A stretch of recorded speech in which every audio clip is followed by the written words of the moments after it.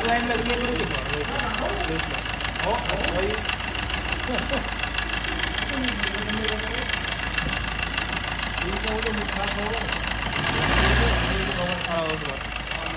बर मुठा रबड़